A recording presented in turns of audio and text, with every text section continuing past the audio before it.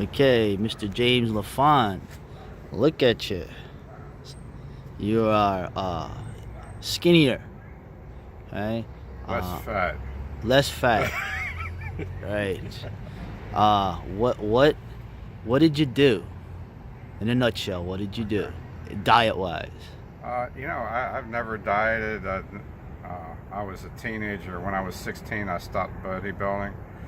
Uh, I used to do it with my friend Rick, and we ate according to the food pyramid and stuff when we were kids. And then I could never gain an ounce of muscle, so for like the next 30 years, I just totally abused myself. I would typically lose and then gain 20 pounds twice a week.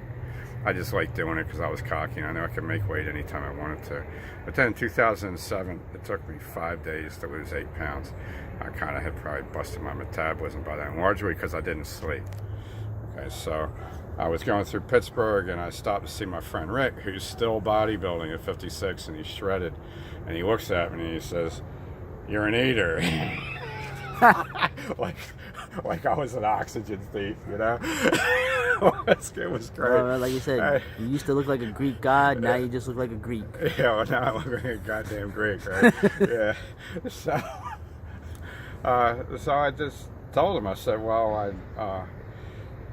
really want to lose some weight because I found out I only weighed myself once in 2018 and once in 2019, and I thought I had stopped my weight gain because of the way I felt, because I was more active.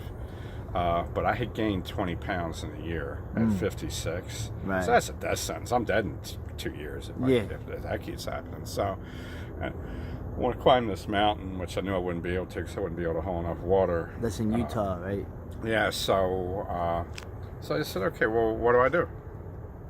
And he said, well, eat 1 or 2 small meals a day, fast once a week, wait 16 hours between your meals, and don't eat any carbohydrates. And, that's when it clicked. I was like, yeah, I've already written about this. I was interviewed about it on the myth of the 20th century. The whole, the center of civilization is that you take grain, which your meat animals that you hunt eat, and then you feed it to your slaves while you sit in your castle or on your ziggurat, and you continue to eat meat with a little bit of grain on the side. So I said, okay, so I'll eat basically a Paleolithic diet, an old Stone Age diet, and that's what I've been doing. It's like once a week, pretty much. I don't eat anything.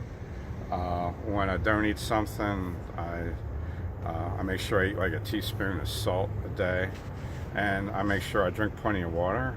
So in 2 months, I lost 4 or 5 inches off my waist. I don't know how much weight I lost. And I have not had heartburn or indigestion, which was a daily occurrence for me. I can drink coffee as much as I want first thing in the morning. It doesn't upset my stomach. He told me it was really important to drink lemon juice or lime juice or apple cider vinegar right before I eat to kickstart my stomach to make sure there's enough acid to burn up the fat and the meat. And he said, if you got a choice between fat and meat, eat the fat. So that's it. That's all I've been doing. I just I had dinner with 2 vegetarians on Sunday night. Well, and I said, look, I'm on some weird dietary regimen. I'm trying to commit suicide here. So, this stuff all smells delicious, but there's a couple things I won't eat, and it's nothing personal. And they're like, oh, okay, you should have said. I said, no, I'm not going to try to get anybody else. If I'm with somebody that's eating something that I can't eat, I'll just eat what I can eat and fast, because I can tell you, Rick's lost like half his friends and is at war with his family over his diet. Yeah. Okay. Yeah. And the same thing would happen with people worship the whole matrix we're in. They worship the food pyramid. They worship the eye in the pyramid on the back of the dollar bill. This is their god. So you try to tell somebody that eating whole wheat or oats or something like this is not good for you, or do you try to tell somebody this bacon is better for you than kale? Dude, I just put salt on her kale and ate it. Okay. Yeah. You know, I mean, that's it.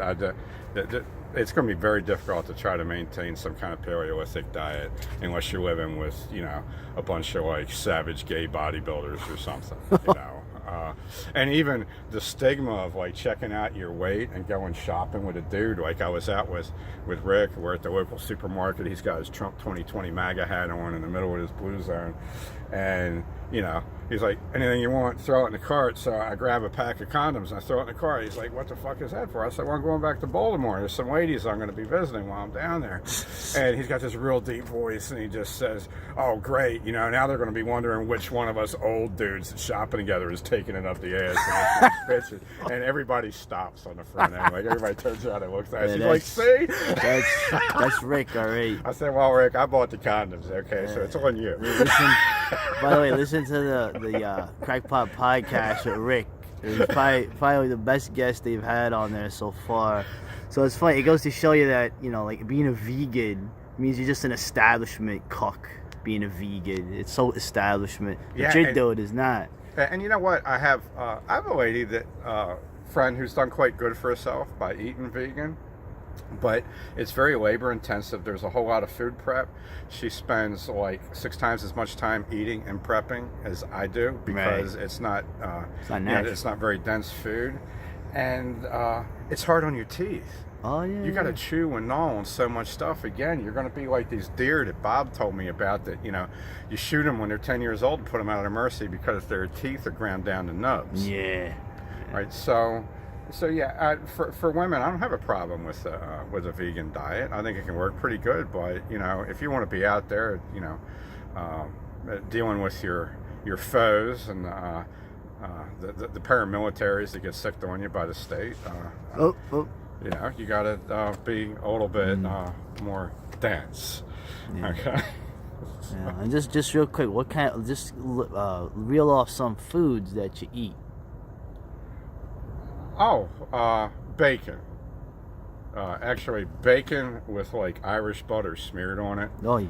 Okay, yeah. So you use like bacon for your cracker, and then put like your cheese and butter and stuff on it. You got to make sure that you drink plenty of liquids, otherwise you'll get constipated on this diet. And you're supposed to eat 6 cups of vegetables a day, which I have a hard time doing because I'm not eating that much. So sometimes if I only eat like 0 to 3 cups of vegetables, then I'll drink a bunch of coffee for a diuretic. And tea. I tell you what, the best tasting thing that I've had, as far as I haven't been hungry for a couple of months, and I haven't had a sweet tooth, which is something I used to be able to eat like a whole 2-pound bag of peanut butter M&Ms. You know, Yeah. I haven't had a desire for any of that kind of food. But what tastes really good is hot tea with butter in it. Okay, which I know is an old traditional thing. Yeah, the Mongolian. Okay, and you know the Tibetans used to do it, so I'm sure everybody at some point used to do it. So that's been like the most enjoyable like snack thing that I've had. When I drink coffee, it's usually black, but I'll often put cinnamon in it, and if I put any kind of creamer in it, it's heavy cream, and you know the default food's been eggs and sardines. So eggs, sardines, because you get fats and stuff in it. Bacon. For you. What kind of nuts? Well, apparently the best nuts are Brazil nuts, macadamia, and macadamia nuts. Most people default on almonds. Almonds will bust your teeth up, so I only eat them when they're roasted. I actually like pumpkin seeds. Pumpkin seeds and sunflower seeds are good. Yeah. And you should get them roasted and salted, I'm told. I don't really know anything about this diet. I'm just like a trained seal eating what my bodybuilder friend Rick told me to eat. Well, the results are, you know, amazing. No more Buddha boxing.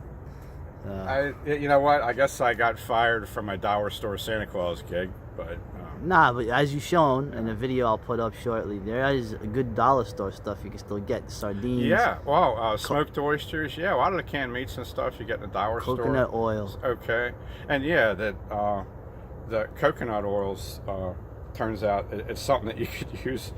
You know, I've coached some brothers who had to oil their skin before they grappled because their skin would split easy in the wintertime, and they use coconut oil. Apparently it's got antibiotic properties, and it's good for you to eat. There's stuff in it that's like specifically good for your brain. The other thing is mental fatigue has lessened, and Rick told me it's because I'm eating more fat, and like the brain's made out of nothing but fat. You're getting more of a big brain. Yeah, I'm trying to keep up with, like, you know, people like Big Brain Nimbus. Yeah. You know. Yeah, there's so many big brains out there. And these Nimbus are crazy. All right, son. All right. Thank you. All right, take care. All right, let's lose weight, America. We need to do it. Jesus Christ.